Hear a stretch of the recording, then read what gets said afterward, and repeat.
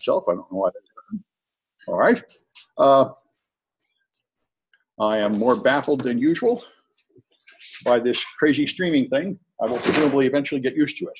All right. So there are a lot of competitions that our college participates in. The most important one is cyber defense competition.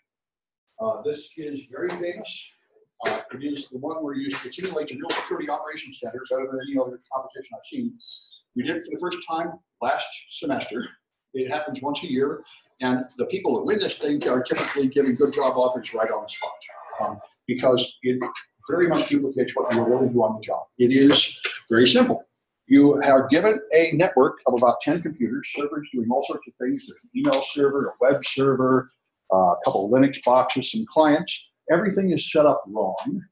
You have no documentation that makes any sense. People are using it. Your job is to keep it up, and then people start attacking and taking over the machines and hacking in, and then management keeps calling you, demanding that you do make changes, implement centralized logging, update the web server, do this and do that. You're supposed to cope with all that, which is exactly what it is on the real job. So that is, as you can imagine, quite difficult. And if you are good at that, that proves probably more than anything else that you're ready to be a security operations center. So anyway, that's CCDC. That is the most advanced, most difficult competition. College pen testing competition is similar, but it's on the attack side. The students had to go to Rochester last year, although this year there may be a regional in the western half of the United States. That has not yet been determined. But you go to the competition, you get your own room, and you do a pen test on a set of servers. Last year it was a hospital. They had about 40 servers, or 40 computers, not all servers, and you have to penetrate into them using attack tools. You have 24 hours to do that, and then you have 12 hours to write up a report, and then you give an oral presentation to the management of the hospital with a list of what security problems you found and what recommendations you have to fix them. And my students did that last year in Rochester, and they won a prize for $600. They weren't the first place winner, but they did win a prize. So they did all right. So those are the most advanced ones to strive for. And we have some students that may want to continue with them past, but both of them require full-time students, and that's quite a burden for students at this college. So the turnover is pretty high. In fact, the teams that participated in them, I think, are mostly going to be unavailable this year because most of them have gotten full-time jobs, as you might imagine. Getting up to the level of competing in these things was enough to make it quite attractive to a lot of people. So anyway, but some of them may show up. There are much easier things to do. National Cyber League in the past has been so easy I didn't even want to do it. Mark here actually done it a couple of years. That's a lot easier. It's at the Security Plus level, and at least in the past it was just multiple choice tests and not a live contest, but I'll give him a chance to tell us about his experiences with it later. And CodePath is something very interesting, but you do need to know some coding. What CodePath is Facebook's secure coding program. There is a huge problem in this industry. If you get a degree in computer science, they teach you to code, and they teach you to code wrong. And if you do what they taught you in the textbook and what gave you an A on the final exam, it's the wrong thing to do. So everyone gets on the job, they code more insecure websites, and then they hire another team of security experts to secure the insecure websites. It's the current arrangement. It is insane. Everyone knows this. And when the Netflix security engineer came and visited my class, he told me, I don't want to hire interns from your class. I don't want your graduates. We never hire anybody from colleges because no college teaches secure coding. There is no certificate, no degree, and no credential anywhere you can get that makes you able to write secure code. So we only hire people that have 5 years of real experience because it's only on the job that you find out that everything you teach in college is wrong. And Facebook is the only company that has figured this out and decided to do something about it. So Facebook hired CodePath to develop a secure coding training program. And they brought it to this college last semester. And I put it up in the hacking lab, and my department chair and someone from CS actually hired a lawyer to sue them to drive them away because they have a different vision of this college than I do. They think this is a prison where they can trap you and make you take rotten classes. And I think we should teach good classes and attract students by having the best possible classes.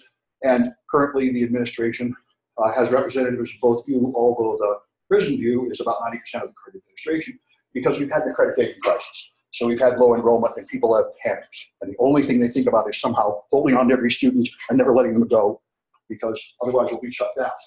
And now enrollment's back up. So my vision, where we would actually like have good classes and attract people by the virtue of them, may possibly begin to gain some support. But anyway, I was able to sneak it back in this class because in this class it is part of an official class, so you count as enrollment. The problem is CodePath is not really ready for prime time. They taught it last semester at a different college, and they had a lot of trouble because it was too difficult, and they don't have any staff to help people through the problems. So what I need here is people who are willing to basically be beta testers and even curriculum developers. You will get CodePath, but in sort of a beta form, where you learn, what you do is you learn to write PHP code, and you learn to write it securely, and then after like 6 or 8 or 10 weeks of intensive training, you make a site and other people hack into your site. So I mean, it's very good information, but currently it was too difficult. So it's not something you could join just expecting a normal class as a student to be guided through something that's reasonable. We'll see if we can help them. As I said, we'll get relatively advanced students that are willing to beta test and improve this problem. So maybe next semester it can be sort of an established course ready to run through. So, and there are other things you can do. You can just participate in a real capture the flag competition. They come by every few weeks. We've done a lot of them here. Some of them are very easy. Some of them are very difficult. You can even do an old archive capture the flag competition like Pico CCSF, where there are in fact questions from the past and there are even solutions available. Anyway, what you have to do is you have to choose some kind of project to do, and you have to give some progress reports in class, 5 to 10 minute presentations. I find that a lot of students are shy about public speaking, and you got to get over that too. So that's the general outline. Yeah, Stuart? Are you not broadcasting on Zoom right now? I think I am. It says it's waiting for the host to. Oh, do I have to drive? Well, supposedly I am joining. There's a student already in there. You might have to refresh the page. It changed my meeting ID to this thing starting with 410. See if they're joining with this 410, because somebody, Tim IP, has made it in. That's you, right? Yeah. Good. So supposedly I am broadcasting, but you have to refresh the page and get that 410 number. You might want to put that in Slack or something. They're good. And I really appreciate, by the way, this is also what I might charitably call a beta version, but I would like to broadcast everything. And I have to learn how to use this app correctly. So you might have to refresh the page to get the right number. Good.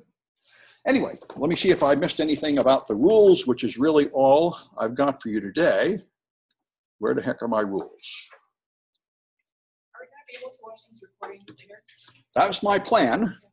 Whether it actually works today, I'm not so sure. But theoretically, I'm recording it, and I'll be able to put it on YouTube. Oh, you might also have noticed that there's almost no sensible content. Anyway, so there's no textbook. There is, however, a bit of a schedule and a bit of information about grading. Is this going to be our new classroom? Yes, we're not going to go back to 111. There's no projector in there. Although you're not going to spend much time in here. You're going to be working on projects, probably mostly up in the lab. So here's the game. Most of the time, people will just meet and work on projects, and they'll have your progress plan due by 9/9, where you give you some statement about what 3 things you're going to do, and then you have 3 reports, and their grade is based on those. They're in-class presentations. I'll just grade them, and they show that you've made some kind of progress working on a project. And I'm open to anything in the world of security. I've had students build gadgets. A previous semester, a bunch of them tried to make a training platform for CCDC. A couple semesters, they've been trying to make this thing. This is the CCDC network from last year.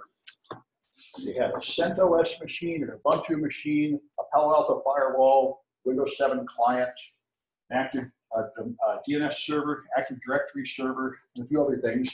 And they were trying to make this on our ESXi server in a lab so that it could be accessed from outside the campus. And for some reason, they never quite got it working.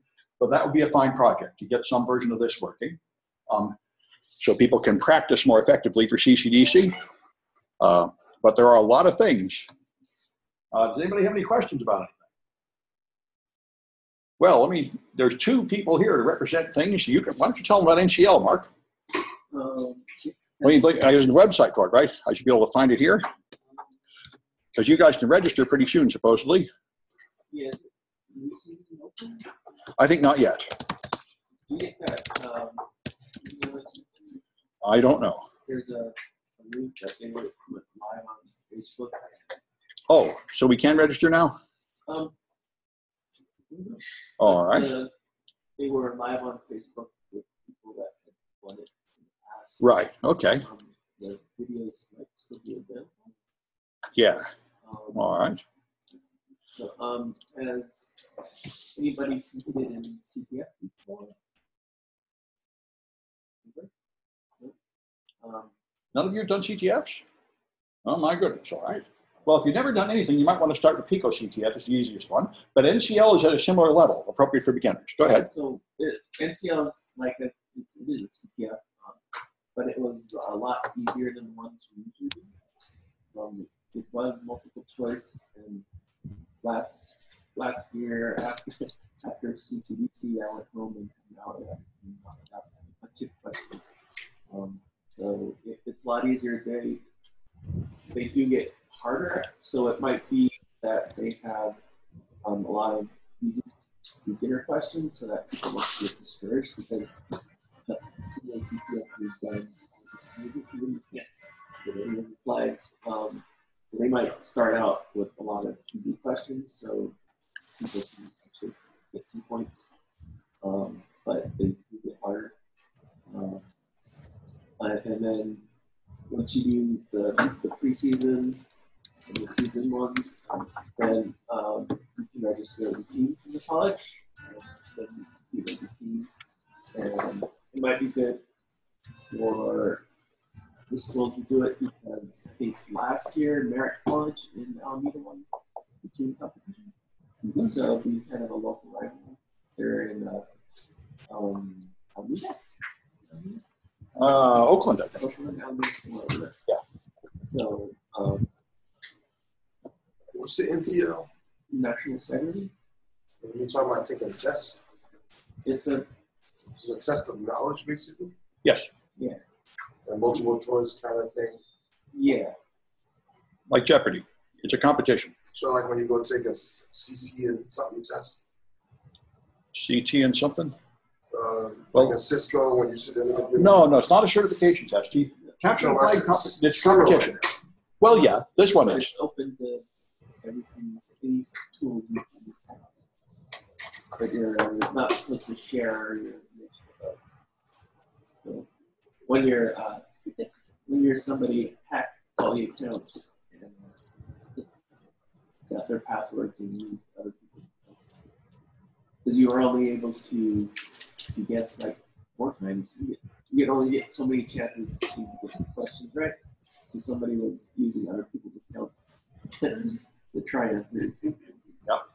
I heard about that. And then the NCL is run by college teachers, and it's kind of, they worry about cheating and stuff like that. It's more like a high school sports thing.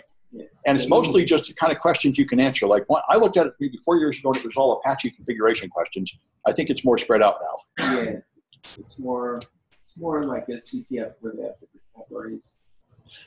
Yeah, well, this is actually important. Okay, NCL is the closest to like a college test, where you're just answering questions that probably have an answer. Pico CTF is more like real capture the flag competitions, which are the standard in information security. This is how people prove that you know things.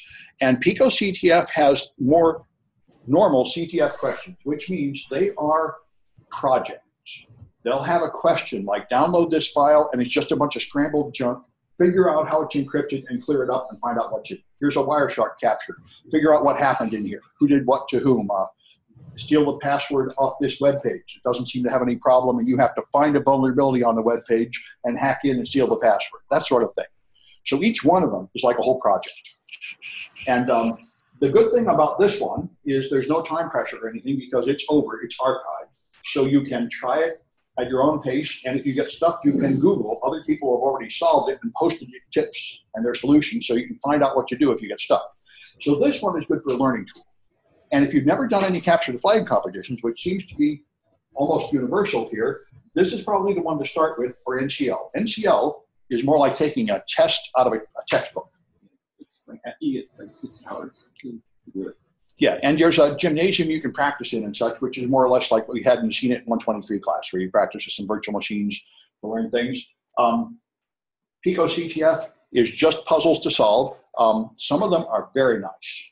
I think it was easy CTF or Pico CTF, which are similar. A couple of them I've written up as homework projects. One I thought was very nice. I'm going to be in my cryptography class. They had you forging RSA signatures for full strength RSA keys. I didn't know you could forge them, but you can forge them, and it was actually very interesting. Anyway, those, if you haven't done anything, those are the sort of things to start from. Do some of those and solve one, and then talk to the class about how you solved it. The Pico CTF starts with very easy problems. It has a lot of them, like 50, and they gradually get harder and harder. And I'm open to suggestion for other things. Let me know if you have other things you want to do. Yeah. I had a website someone showed me a long time ago, which I started playing. It's kind of like this. Yeah. But it has like a game sort of. There's a bunch of them. One of them is Bandit. There's the Bandit Challenges, which is mainly learning Unix. Yeah, I think that might be it. Yeah, there's like, Bandit is another one you can do. Bandit is just a series of Unix servers, and each one, there's a hidden file. Yeah. First, it's hidden in a simple way, then it's hidden in a more and more and more difficult way over and over again, containing the password to the next level. So you learn a lot of Unix by doing it, and that's fun. And there are dozens of them. Oh, good. Okay. Yeah, there are dozens of contests like that. Any of those would be fine. I've got links to some of them on my website.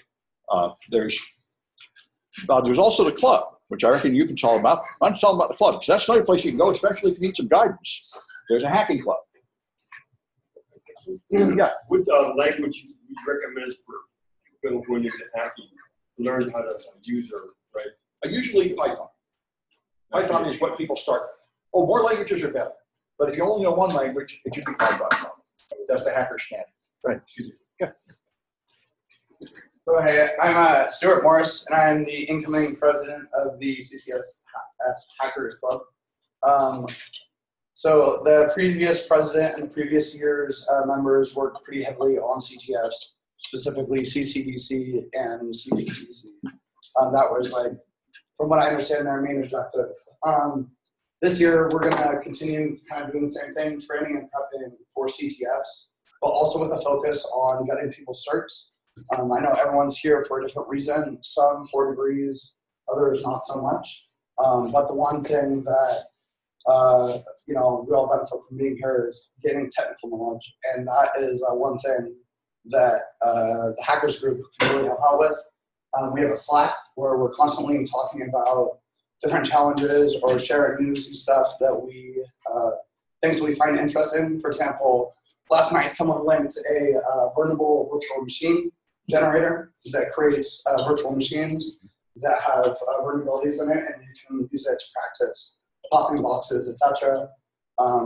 That's a good resource for, like, for example, the other day I couldn't figure out how to do something on XE, and so I just pinged out the channel, help me. So it's a pretty good resource where, none of us live on campus, right? So we don't have that, like, that real community aspect here, especially in the CNIT department. And so this kind of gives you that, and is a good place to talk to other nerds about nerd stuff. So in the past, we've done like physical meetings every week. I don't know about you guys. I don't live in the city. I live an hour and a half away from here. So we're going to talk about it at our first Hacking Club meeting of the semester today at 1 p.m.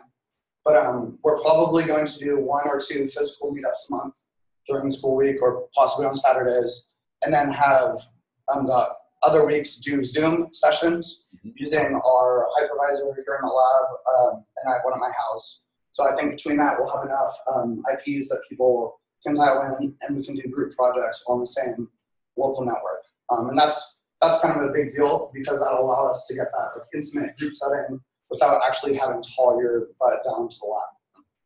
So if you have any more information or want to get added to the Slack, come and ask me at the break or after class. And the first Hackers Club meeting is today at 1 p.m. in The CCSF Hackers. Yes. In Yes. Science 214. Yeah, in Science 214. Science 214 is the Hackers Club, Hackers Lab, and we got a lot of stuff in there. This semester, we got a 3D printer and a bunch of new machines. So it's getting nicer in there, that 214 and 215. So yeah, if anyone has any questions or whatever. If you write down here, you got a piece of paper. Yeah, just put it on the board. Whoa. Oh, you want it on paper for them to put their name on? Yeah, go ahead. Good. And here's a pen. Sweet. Yeah. Yeah. Also, so I actually need you guys all sign up, even if you don't plan on participating, because I need to actually like make it a real club this week. So you guys help me out. If you give me your names, emails, I'll send you all Hackers Club invites as well. Yeah, you have something on Google. Yes, we have a Google group as well.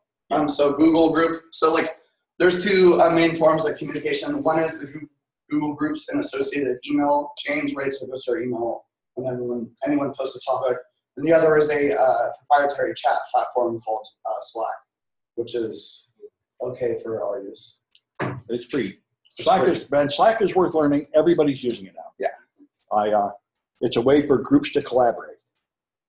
So, anyways, yeah, our first meeting's at 1. I think we're gonna have food. So Okay.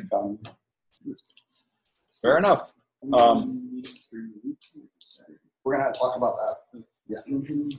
So that is all. I just want you to find a project to work on. I would recommend talking to the people around you. In fact, maybe we should just go around and introduce people so you get a clue who's around. You probably want to work in groups on things. And if anybody has some coding knowledge and they want to do code path, I want to find out, because I'll put you on the list. We have a Git repository of the code path materials in their current form, and I can get people added to that list as developers, and we can then work on it. So let's just go around. I'd like to know your name and basically what you're here for.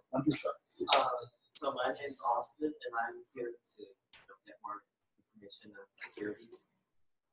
Yeah. Do you have any particular goals? You're looking for certification or job in this or what? I just graduated, and so currently I'm looking for a job. But in the meantime, while I'm looking to take classes and learn, I graduated with a degree in CS. Oh, good. Yeah. From here? No, from Humboldt State. Okay, good. So you have a 4-year degree. Yeah. Well, that's good. Oh, by the way, there'll be a job fair in 2 weeks here. I'll be posted on my website where people will be coming to hire people like you, so you might want to come to that. Good. Jeffrey, I take analysis courses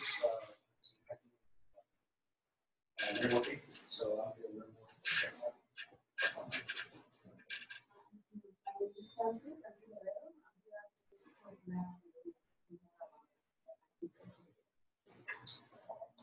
My name is Mustafa Mutlat. I used to be a system administrator and some security classes, so I can make it very hard.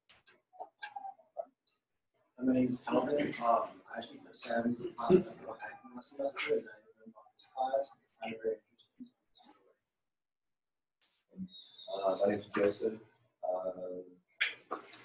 I'm taking this class mostly to get good at CTFs. Peter's what? I'm taking this class to get good at CTFs. Oh, TTF's good. Eventually. And then this recently got out of security engineering. So with my background is science. Good. Security engineering, what's that? That doesn't mean it's like a blanket term for like managing a SIM basically. Managing what? A SIM. SIEM. Oh, a SIM. Yeah. SIEM. Which one? Splunk? Yeah, Splunk. Oh, that's good. And I'm trying to finish my OSCP. I don't know if this is all, but like. Your OSCP, good. Yeah. Yes, several students have gone for that. Offensive Security Certified Professional. That is very valuable, and it's beyond all of our classes. If you take 123 and 124, then you have to do about as much as another whole class again to get it. Several students are currently studying to take that cert, and that will be a big step forward if we get our students to that level. And we're coordinating for that sort in the Hacker Slack. We have like a special channel dedicated to it where people are bouncing ideas and sharing training techniques and stuff like that on it. Yeah. So, there are a lot of advanced things to do, and that's one of them. If you want to be a attacker, the OSCP is the certification you get.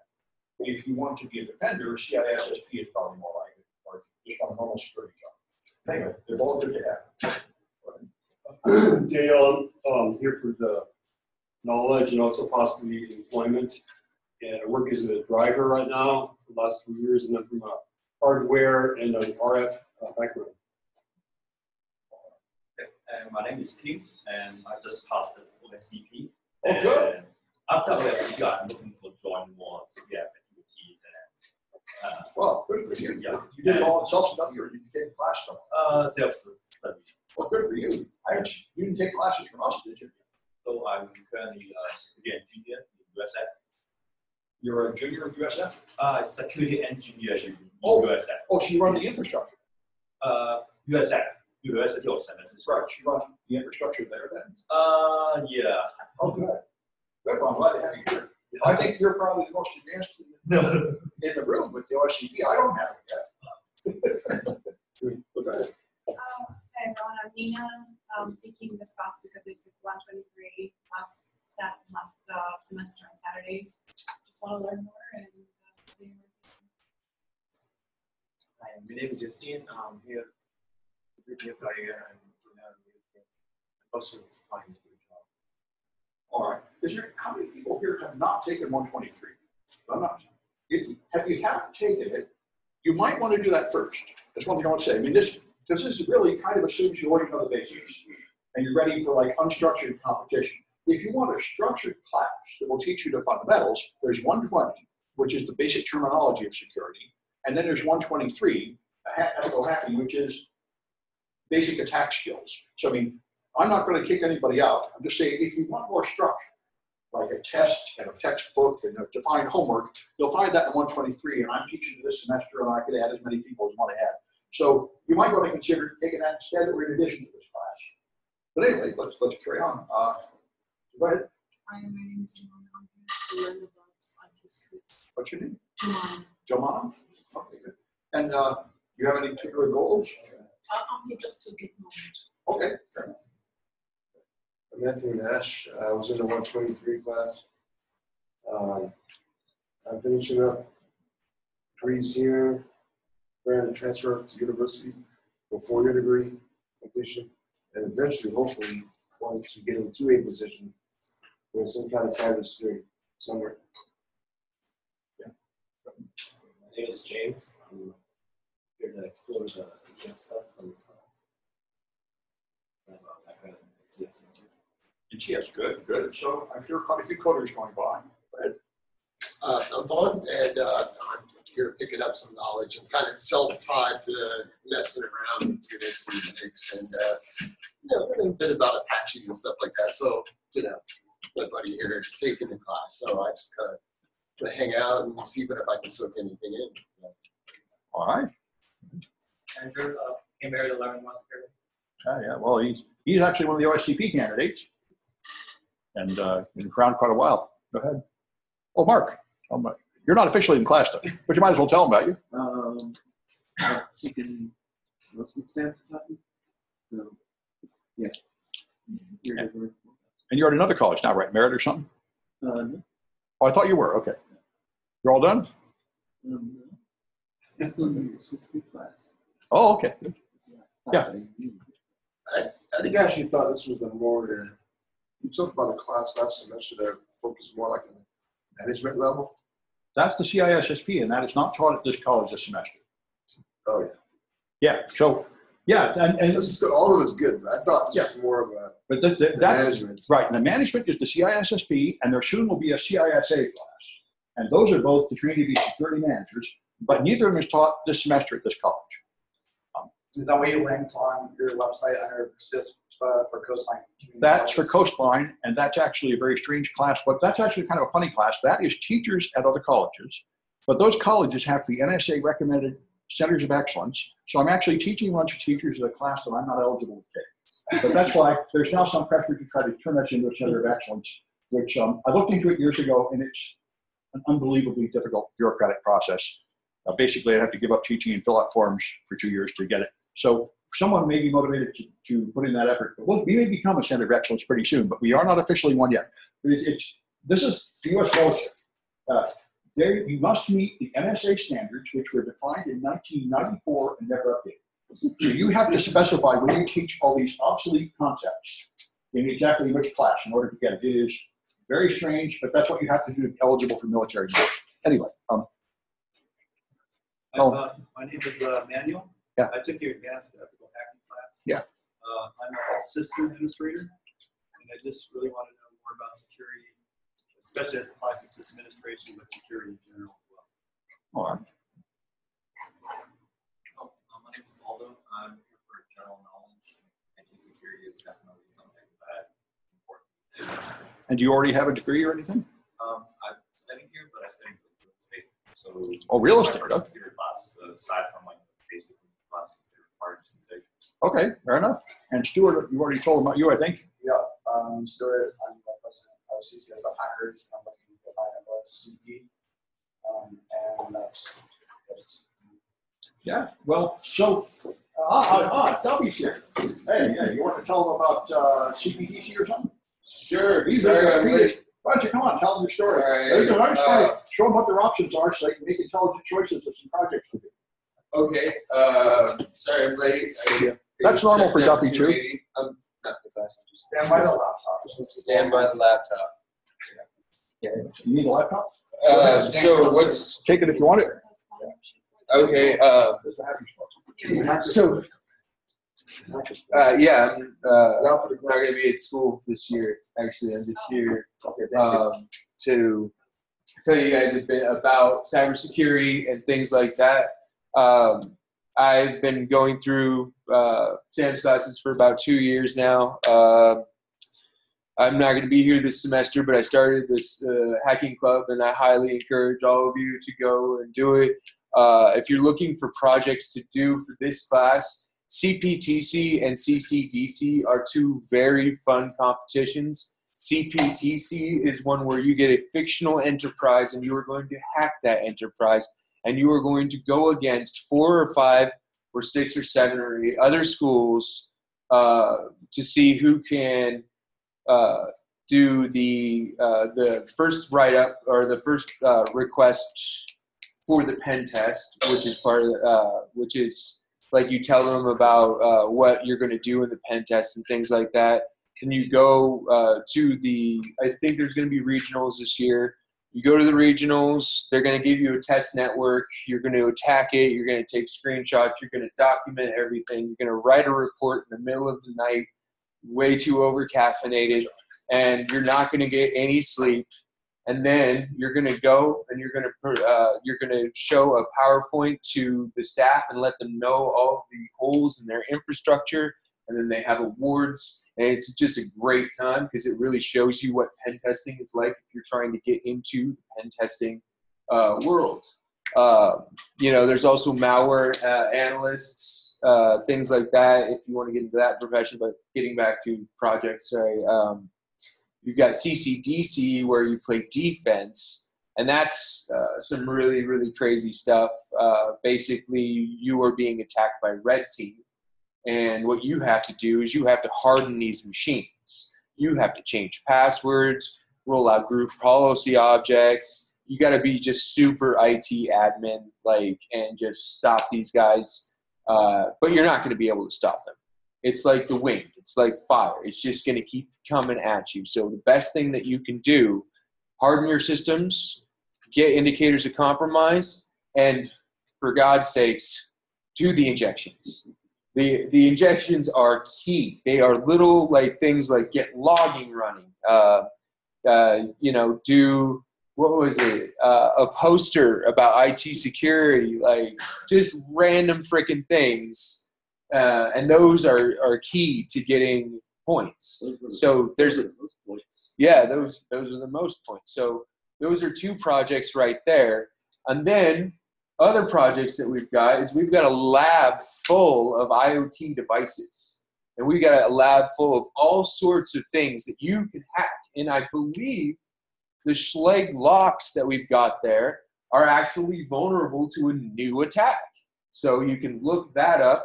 I would say, I don't know how points would work with that, but I would say a few of those devices, we've got JTagulators and bus pirates, so you can actually hack the firmware on devices.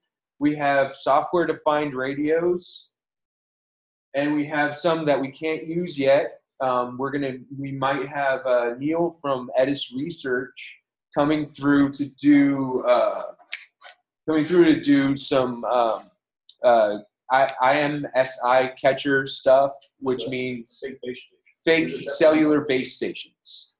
And so, if you're interested in software-defined radio stuff and exploring that spectrum, there's a ton of stuff in there. So there is no limit to the kinds of projects that you can do in here. Just make it cool. I mean, obviously. But, yeah. So that's the point. If you don't have any idea what you can do, pick a CTF. But take a look around, choose something good. I think that's all I've got. I will be around to help you. I'm going to go over to the lab. There's a meeting there at 1. I think you should talk to the people around you and see if you can find people you can work with and form a group and do something together. And in particular, if anybody wants a code path, talk to me today so I can get you on the list. So you'll get access to the materials. And those should be people who are not afraid of doing a little PhD program. So preferably people who have some coding experience, although not really necessary. So that's it. Will you pass the address around for that? Just come and see me. How many people want to do code path? I checked out a whole lot. Yeah, come up here and talk to me. Let me get you down on some kind of paper here. I'll need your GitHub account and maybe your email if you don't have one of them. Let's see, pen has vanished. Anybody know where my pen went to? We already announced the Hacking Club meeting today. Okay. Yeah. Cool. So let me get people who want to be in code path, and you can put your name on here just so I know you shot the code path. The guy's a speaker too. I don't know if I got that to you. Jace from yeah. I announced that. Huh? Oh, you did? No. Tell them. So we have an industry speaker today who's a pen tester for CrowdStrike. His name is Jace. He'll be here at 1. He's not really speaking so much as he's going to be telling people, you know, what the industry, pen testing industry is like. That was my primary focus, trying to get into that industry. But there's a ton of different sub industries in InfoSec, and they all pay pretty well. We also have another speaker as well. Yeah, and we have another speaker as well. So a question for some of us that don't have really pen testing experience and they haven't really done much of like CCSF and stuff like that. Like, since this is not going to be really a structured class with like learning and then going and doing this in our own, how are we